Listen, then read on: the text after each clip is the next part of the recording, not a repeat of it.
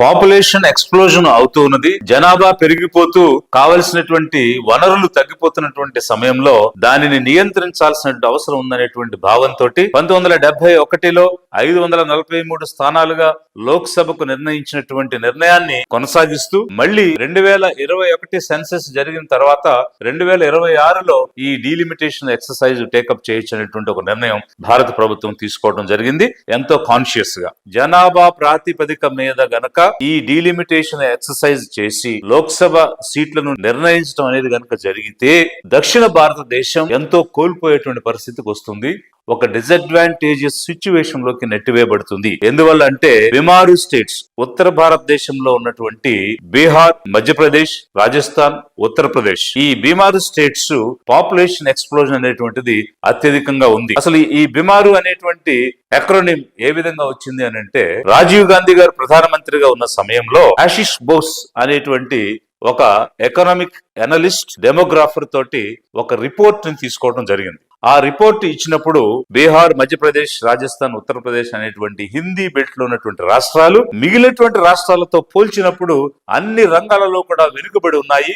ముఖ్యంగా human development index అతి తక్కువగా ఉంది, లిటరసీ అతి తక్కువగా ఉంది, ఫుడ్ సెక్యూరిటీ అతి తక్కువగా ఉంది. అదే విధంగా పాపులేషన్ అనేది అధికంగా పెరిగిపోతూ ఉంది. అలాగే ఫుడ్ కన్జంప్షన్ పెరిగిపోతుంది, ఫెర్టిలిటీ రేటు పెరిగిపోతూ ఉన్నది. ఎకనామిక్ గా, సోషల్ గా వెనుకబడి ఉన్నాయి ఈ రాష్ట్రాలని ఆ రోజు నివేదిక ఇవ్వడం జరిగింది. అప్పటి నుంచి ఒక ప్రత్యేకమైనటువంటి దృష్టితో ప్రత్యేకమైన రాయితీలు ఇస్తూ బడ్జెట్ లో కూడా ప్రత్యేకమైన నిధులు ఇస్తూ ఈ రాష్ట్రాలను అభివృద్ధి పదంలో నడిపించడానికి ప్రభుత్వాలు పనిచేశాయి. కానీ ఈ రోజు దక్షిణ భారతదేశం ఉన్నటువంటి తమిళనాడు, కేరళ, కర్ణాటక, ఆంధ్ర, తెలంగాణ రాష్ట్రాలు ఎన్నో ప్రోగ్రెసివ్ స్టెప్స్ తీసుకుని పాపులేషన్ ని కంట్రోల్ చేసి లిటరసీని పెంచి ఇన్ఫ్రాస్ట్రక్చర్ ని పెంచి ఫెర్టిలిటీ రేట్ ని తగ్గించిన పరిస్థితి ఉంది. మరి ఒక ప్రోగ్రెసివ్ యాక్షన్ తీసుకున్న సదరన్ స్టేట్స్ ఈ రోజు డిసడ్వాంటేజెస్ సిచ్యువేషన్ లోకి వెళ్తున్నాయి.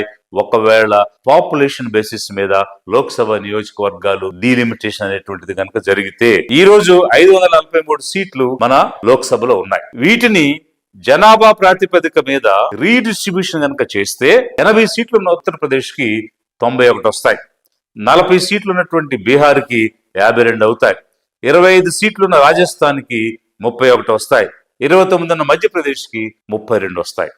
ఇలా చేస్తే ఏమవుతుంది అని అంటే ఉన్న సీట్లలో అధిక శాతం యూపీ, బీహార్, రాజస్థాన్, మధ్యప్రదేశ్ కి వెళ్ళిపోయేటువంటి పరిస్థితి ఉంది. ఈ సినేరియోలో 24% లోక్సభ సీట్లు కలిగిన దక్షిణ భారతదేశం 5% కోల్పోయి 19% పరిమితం అవ్వాల్సిన పరిస్థితి వస్తుంది.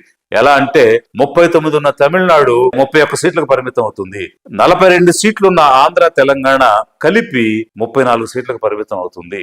కేరళలో ఉన్నటువంటి 20 సీట్లు కాస్త 12 సీట్లకు పడిపోతాయి.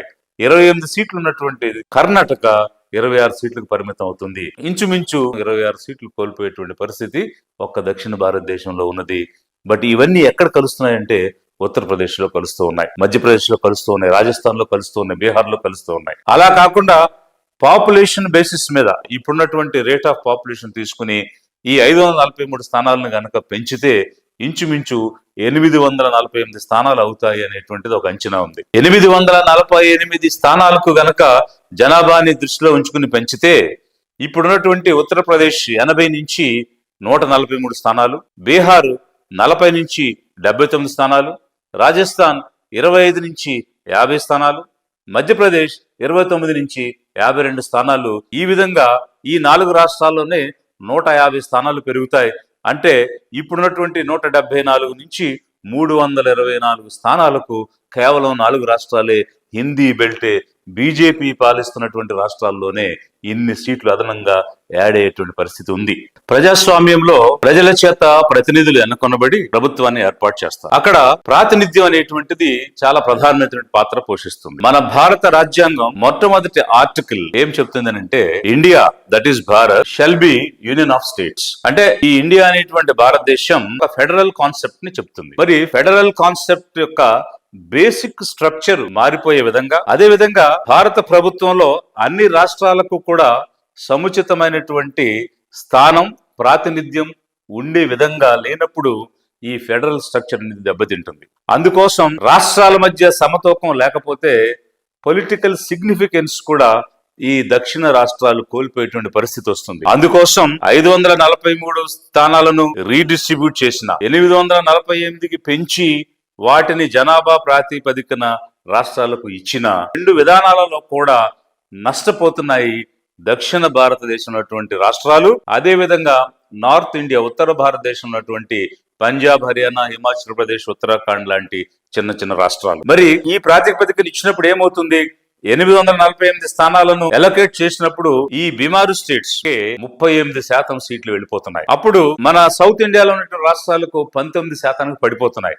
డిఫరెన్స్ ఎంత అంటే 19% ఉంది. 19 + 19 38% ఏమో 4 రాష్ట్రాలకే ఉంటే ఎంటైర్ సౌత్ ఇండియాకి కేవలం 19% స్థానాలు వస్తున్నాయి. అప్పుడు పొలిటికల్ సిగ్నిఫికెన్స్ గాని, సముచితమైనటువంటి ప్రాతినిధ్యం గాని కోల్పోతున్నాయా లేదా అన్నది ఈ దక్షిణ భారతదేశం ఉన్నటువంటి రాష్ట్రాలు, పొలిటికల్ పార్టీస్, ఎంపీస్ ఏకం కావాల్సిన అవసరం ఉంది, ప్రతిఘటించాల్సిన అవసరం ఉంది, దీన్ని అడ్డుకోవాల్సిన అవసరం ఉంది. 1913లో అమెరికా ఒక ఫెడరల్ డెమోక్రసీకి ఎగ్జాంపుల్ గా ఉన్నటువంటి దేశం America, United states of America. మరి యుఎస్ లో పార్లమెంట్ ని కాంగ్రెస్ అంటారు. ఆ కాంగ్రెస్ లో అప్పర్ హౌస్ సెనేట్ ఉంది, lower house house of representatives ఉన్నారు. ఈ రెండింటికి కలిపి వారికి ఉన్నటువంటి స్థానాలు 535.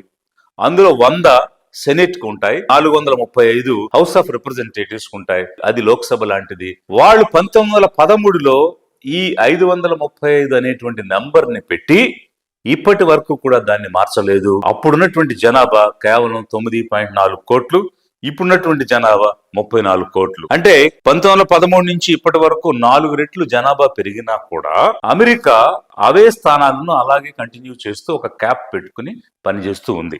మరి అలాంటి ప్రజాస్వామ్యం ఉన్నటువంటి భారతదేశం మనకి 543 స్థానాలు పెట్టినప్పుడు 54 కోట్ల జనాభా ఉంది. ఇప్పుడు 145 కోట్లు అయింది. మరొక 30 సంవత్సరాలు ఈ జనాభా పెరిగే అవకాశం ఉంది. అది 165 నుంచి 170 కోట్ల వరకు వెళ్తుంది. ఆ తరువాత పెరుగుదల తగ్గి డిక్లైన్ ఇన్ పాపులేషన్ అనేటువంటిది చూస్తుంది అని డెమోగ్రాఫర్స్, ఎకనామిక్ అనలిస్టులు ఇస్తున్నటువంటి సమాచారం.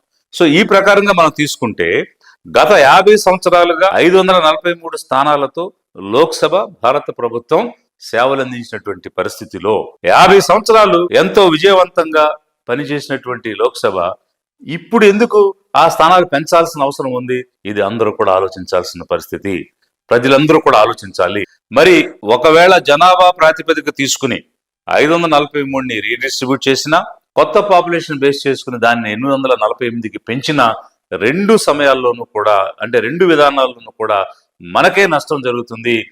అందువల్ల భారతదేశంలో ఉన్నటువంటి దక్షిణ భారతదేశం నష్టానికి గురయ్యి ఒక నిరాశ నిస్పృహలకు ఈ రాష్ట్రాలు వెళ్ళేటువంటి ప్రమాదం ఉంది. అందు గురించి ఈ 543ని కంటిన్యూ చేయమని, ఒకవేళ సీట్లు పెంచాలి అని అంటే అది రాష్ట్రాలలో ఉన్నటువంటి అసెంబ్లీలలో ఎమ్మెల్యే స్థానాలను పెంచుకుని పాపులేషన్ కు అనుగుణంగా వారి యొక్క మనోభావాలు రిఫ్లెక్ట్ అయ్యే విధంగా ఎమ్మెల్యేల స్థానాలు పెంచి అసెంబ్లీలో చర్చించితే దానికి ఒక సార్థకత ఉంటుంది.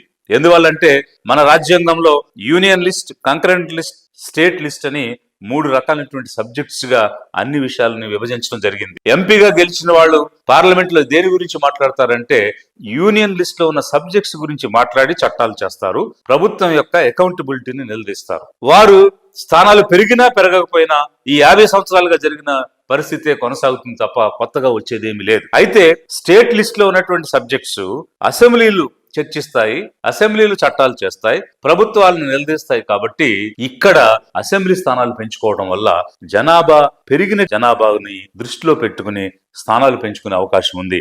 కాబట్టి లిబరేషన్ కాంగ్రెస్ పార్టీ ఏం కోరుతుంది అంటే ఇప్పుడున్నటువంటి 543 స్థానాలను యథావిధిగా కంటిన్యూ చేస్తూ రాష్ట్రాలకు ప్రతిపత్తినిచ్చి అక్కడ అసెంబ్లీ స్థానాలు పెంచుకునే విధంగా ఈ డీలిమిటేషన్ కమిషన్ పనిచేయాలని, అలాంటి వెసులుబాటును ఇవ్వాలని చెప్పేసి లిబరేషన్ కాంగ్రెస్ పార్టీ కోరుతుంది.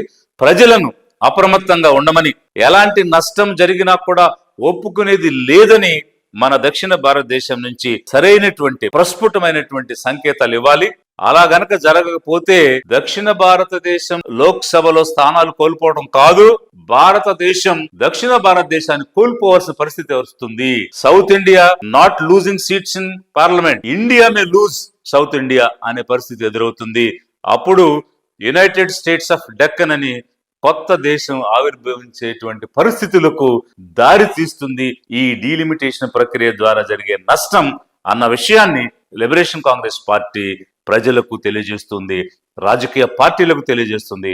అందుకు అనుగుణంగా మన దక్షిణ భారతదేశం యొక్క ప్రజల యొక్క ప్రాతినిధ్యాన్ని కాపాడమని, ప్రజాస్వామ్యాన్ని, ఫెడరలిజంని కాపాడమని లిబరేషన్ కాంగ్రెస్ పార్టీ విజ్ఞప్తి చేస్తూ ఉంది. ఎందరో మహనీయుల సిద్ధాంతాలు, యోధుల ఆశయాల సమ్మేళనం. దళాధిపతి విజయ్ కుమార్, విజయ్ కౌర్.